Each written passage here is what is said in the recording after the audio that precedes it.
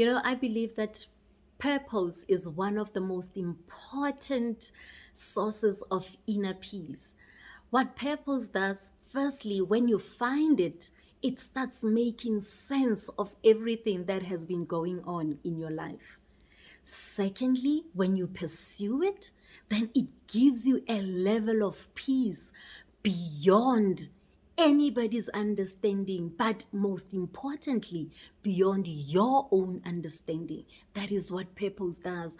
I believe it's just one of the top three sources of peace, if not top two, for me at least, right? So today, I want to talk to you about how to find out your peace, right? I can only help you to that point. But whether you pursue it or not, whether you want to experience the kind of peace that I'm talking about or not, that will be up to you. I can't do the pursuing for you. All I can do is help you get to know what your purpose is.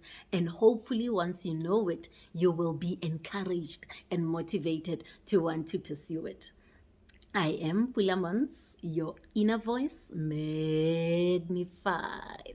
So today I thought let's talk about how to find out your purpose, because that is the one question that I normally get when I start talking to people about their purpose, right? For pursuing their purpose and knowing what that is so that they can start enjoying their lives.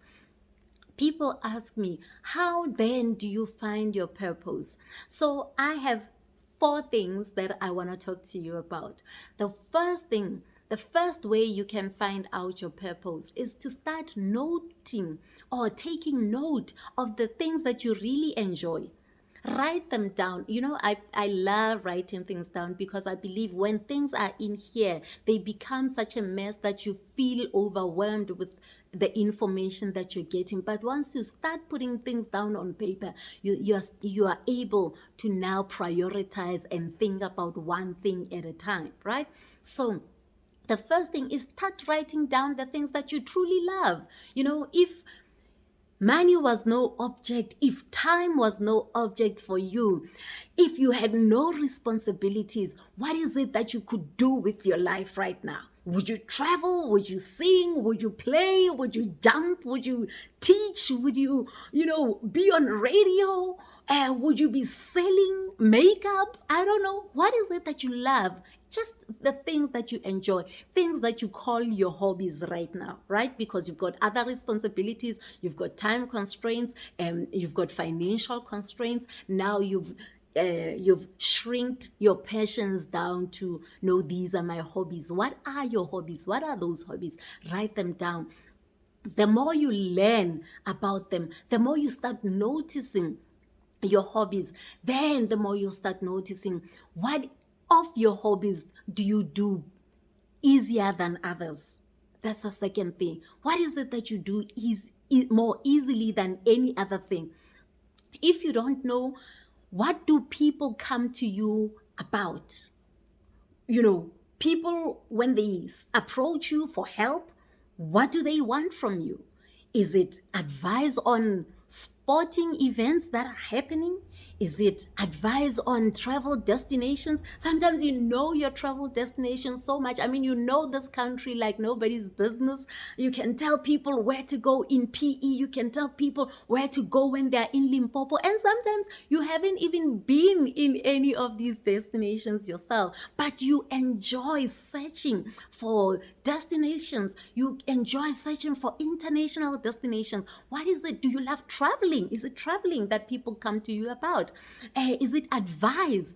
When people want advice on relationships specifically, do they come to you? You could be a great listener. Maybe when somebody is, hurt, when somebody is angry, people end up at your desk all the time because either people are upset because they've just got out of a meeting and people were throwing accusations in there. So every time when a person is hurt, they're crying because of a situation at home, they end up at your desk. When they are angry because of what somebody said in the boardroom, they end up at your desk. You are a great listener. It's those little things that we don't take note of. You must start taking note of it. What do people come to you for, right? What is it that they want help with when they come to you? So that is the second thing. The first thing, remember, is the passion. What is it that you like? The things that you really do enjoy doing every day or every weekend or once in a while, do you like spa dates? The second thing is, what do people come to you for? When they need help, what do they come to you for, right? That is the second thing. You can start noting those things down. But realize that listening is a skill. Listening is a talent that not a lot of people have, right? So many people want to sit there and give you your advice. I mean, I have to learn to listen because I'm gifted at speaking. So when a person speaks to me, I already have examples that I want to give them, and I don't listen to the end up until I understand what you're saying. I listen so that I can start giving you advice. I can start giving you examples. But now that I've noticed that's my weakness, I'm working really hard to make sure that I listen to understand what you say. So for me, listening is an intentional act that I need to do. But for you, it's something that you do naturally. When you listen to somebody's story, you just listen and you don't have examples. You understand that sometimes people come to you just because they need an ear, not advice. They can sort themselves out, but at times people just need an ear, and you're that person. You are that good at it. So it's simple things like that. And the third thing that you can do in order to find out what your purpose is, try out things. If you have an idea that this might be my purpose, maybe I love knitting, maybe I should start selling knitwear, right? I make it and I sell it. You start doing it and you practice it and you keep doing it until you see whether it's really something that you can do for a living forever and ever. Sometimes will you be able to do it without being paid even, right? So when you try out new things, whatever weird idea that you might have, whatever adventurous idea that you might think you have, whether it's a business or an adventure that you feel, you know what, I should maybe buy biosculpture products because I want to start doing nails because I enjoy doing my nails. Maybe I'll enjoy doing other people's nails. When you start, you will know that, okay, I love this as a pamper for me, but not as a job. So as you try out all these things that you believe you like, all these things that you believe you're interested in, eventually, one by one, you are narrowing down the list from the things that you're passionate about, the things that people come to you for, the things that you're trying out. You will have wild ideas. I mean, for me, before I came to this space, I left my job at first. And then I bought a food truck, a food caravan. I was selling food on the side of the road in Midrand, right? Because I was trying to find what my purpose is. From there, I went and I became a real estate agent because I thought I love beautiful homes. Maybe I'll love selling houses. Then I realized, oh my gosh, I hate selling houses. I don't even have the skill of selling for that matter. I need to really learn. I need to force myself to sell things, right? So I left that because I realized, okay, I love houses, but it's not for me. I registered into a course for interior designing because I have always loved beautiful homes.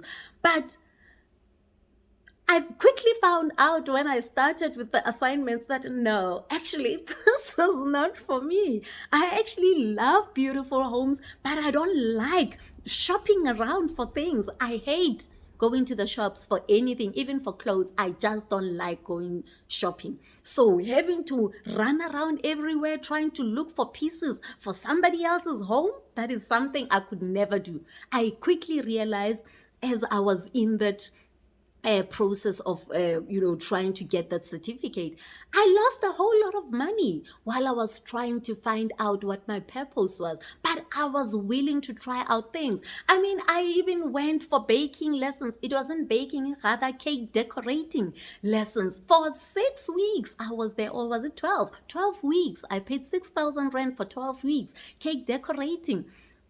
I did a little bit, but soon enough, I found out I love making small things like cupcakes, decorating cupcakes. But when I got orders for big cakes, I hated them. So what was the point of me being in the baking industry if I hate baking cakes? So eventually, I left it. So I've tried a whole lot of things and I've lost a whole lot of money in my pursuit of finding my purpose. But eventually, as finding is reserved for those who seek. So do not restrict yourself on how you want to find a perfect thing. And once you know for sure that this is it, then you will start, pursuing it. And pursuing your purpose doesn't mean leave your job and do what your purpose is. Sometimes you need your job in order to fund your purpose. So now you'll start enjoying your job even more because you know that your job is investing in your passion, right? In your purpose. So maybe let's say you like knitting stuff. You can do jerseys, you can do jewelry. Oh, sorry, you don't need jewelry. Ne? You can do handbags, maybe.